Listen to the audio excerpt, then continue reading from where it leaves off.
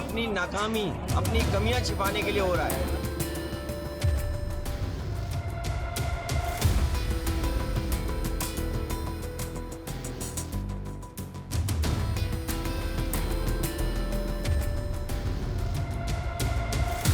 2024 के लोकसभा चुनाव में संविधान का मुद्दा और पीडीए का फार्मूला दोनों ऐसा चला कि समाजवादी पार्टी ने इसको लेकर 2027 का भी एजेंडा सेट कर दिया है। संविधान की दुहाई देकर बीजेपी के हिंदुत्व के कार्ड को पलीता लगाने के लिए अखिलेश यादव ने नारा दिया है, करो या मरो। अब इस विषय पे पूरी जानकारी के लिए देखिए हमारी खास रिपोर्ट। 8 अगस्त 1942 को देश को आजाद कराने के लिए महात्मा गांधी ने मुंबई के एक अधिवेशन में अंग्रेजी हुकूमत के खिलाफ करो या मरो का नारा दिया था। अब आजाद हिंदुस्तान में ये नारा समाजवादी पार्टी के मुखिया अखिलेश यादव ने दोहराया है, लेकिन यह नारा मौजूदा हुकूमत खिलाफ है, यानी कि केंद्र की मोदी और यूपी की योगी सरकार खिलाफ अखिलेश यादव ने यह नारा बुलंद किया है और इस बार देश नहीं संविधान को बचाने के लिए ये नारा दिया गया। 2014 के बाद से लगातार सियासी संघर्ष झेल रही समाजवादी पार्टी के लिए वास्तव में करो या मरो जैसी स्थिति हो गई है और ये वही वजह है कि वो 2024 के लोकसभा चुनाव की तर्ज पर यूपी में भी बीजेपी के खिलाफ माहौल बनाने में लगी है।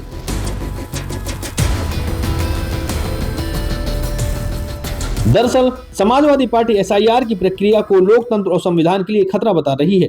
सपा मुखिया का आरोप है कि एसआईआर के बहाने बीजेपी चुनाव आयोग के जरिए पिछले दलित और अल्पसंख्यकों के वोट काटकर अपने संवैधानिक अधिकारों से उन्हें अलग करने की कोशिश में है। संविधान खतरे में है और यही समझाकर इंडिया गठबंधन और समाजवादी पार्टी ने 2024 के लोकसभा चुनाव में उत्तर प्रदेश में बड़ी जीत हासिल की थी और अब वो इस फार्मूले को दोहरा रही है। देखिए, संविधान और लोकतंत्र को बचाने के लिए हम 2024 में उतरे और लोकतंत्र और संविधान को बचाने के लिए हम 2025 पर भी सड़कों पे उतरे हैं, क्योंकि अगर वोट कट जाए, मान लीजिए जेन्युइन वोटर जो है, अगर 10% भी वोट कट जाए तब तो फिर लोकतंत्र में कहां लोकतंत्र रह जाएगा, आप बताइए। तो हम 2024 में भी संविधान और लोकतंत्र को बचाने के लिए जमीन पे उतरे थे, 2025 में भी उतरे हैं, 2026 में भी उतरेंगे और जब जब लोकतंत्र और संविधान पर खतरा होगा, हमारे राष्ट्रीय अध्यक्ष आदरणीय अखिलेश यादव जी सड़क से लेकर के संसद तक लड़ाई करेंगे। घुसपैठियों और रोहिंग्यों की बात की जा रही है, उसके लिए भी एसआईआर को लेकर जो है मुख्यमंत्री योगी आदित्यनाथ ने जो है एक मुहिम चला रखी है, निर्देश दिए रखे हैं, क्या कहेंगे आप? देखिए, एक अंग्रेजी में वर्ड है पॉलिटिक्स ऑफ ऑप्टिक्स। इनको दिखाने के लिए सिर्फ ये बातें करते हैं। मैं तो सिंपल एक सवाल पूछता हूं कि घुसपैठियों का, जहां तक आपने सवाल किया, घुसपैठी अभी कुछ महीनों पहले महाराष्ट्र में थे, उसके बाद में जब वहां काम खत्म हो गया तो झारखंड चले गए, झारखंड में काम खत्म हो गया तो बिहार में आ गए, अब बिहार में घुसपैठियों का काम खत्म हो रहा है तो बंगाल जाएंगे, बंगाल में घुसपैठियों का काम खत्म हो जाएगा तो उत्तर प्रदेश आ जाएंगे। ये सिर्फ अपनी सियासी रोटी सेकने के लिए सरकार ये करती है। मैं तो एक सवाल पूछना चाहता हूं आपके माध्यम से, आपका इतना बड़ा चैनल है, कि 11 साल में सरकार क्या पकौड़े तल रही थी? घुसपैठी कितने घुसपैठिए निकाले, ये जनता के सामने बताएं। मैं तो बता रहा हूं कि 90,000 घुसपैठिए यूपीए की सरकार ने निकाले थे अपने शासनकाल में। तो जनता के सामने ये डेटा इनको रखना चाहिए कि पिछले 11 साल में इन्होंने कितने घुसपैठिए निकाले। देखिए, कुछ नहीं, घुसपैठिए सिर्फ एक इलेक्शन में मुद्दा बनाने के लिए इनकी टैक्टिक है, क्योंकि जो जनता के जो बुनियादी मसले हैं उनके ऊपर इन्होंने कुछ काम तो किया नहीं है, तो सिर्फ जनता का ध्यान भटकाने के लिए घुसपैठियों का नैरेटिव खाली खड़ा करने लगते हैं। आखिर समाजवादी पार्टी ऐसा क्यों कर रही है? दरअसल पीडीए की कार्ड के तौर पर योगी कट्टर हिंदुत्व के अपने एजेंडे को लगातार धार देते रहते हैं। इसका सीधा असर लोकसभा चुनाव के बाद यूपी में हुए विधानसभा के उपचुनाव में देखने को मिला। कटोगे तो बटोगे और एक है तो सेफ है जैसे नारों से लेकर संभल मामले तक जिस तरह योगी सरकार हिंदुत्व को लेकर के आक्रामक रही है, उसकी वजह से उपचुनाव में बीजेपी को भारी जीत हासिल हुई। अब 2026 के पंचायत चुनाव और 2027 के लोकसभा चुनाव में भी बीजेपी हिंदुत्व के एजेंडे पर ही काम करेगी, इसमें कोई शक बाकी ही नहीं बचा है। ऐसे अखिलेश ने इन नारों को हवा निकालने के लिए बीजेपी और संघ एकजुट हो गए हैं। संविधान बचाने के लिए करो या मरो की जरूरत नहीं है। पार्टी बचाने के लिए, परिवार बचाने के लिए, प्रॉपर्टी बचाने के लिए, माफियाओं के संरक्षण के लिए, इन सब के लिए करो या मरो की ही जरूरत है। क्योंकि अखिलेश यादव जी जानते हैं कि 2027 में अगर सरकार नहीं बनी तो अब तक जो कुछ भी कमा करके बचा करके रखा है, अब वो भी नहीं बच पाएगा। एक एक करके उनके तमाम पार्टी के रसूखदार लोगों ने जो सत्ता के दम पर कमा करके रखा था, उन पर बाबा का बुलडोजर चला है, उन पर कार्रवाइयां हुई हैं, गिरफ्तारियां हुई हैं। अखिलेश जी जानते हैं ऐसे में तो पार्टी नहीं चल पाएगी, इसलिए संविधान बचाने के लिए करो मरो नहीं है, पार्टी प्रॉपर्टी और परिवार बचाने के लिए करो या मरो है।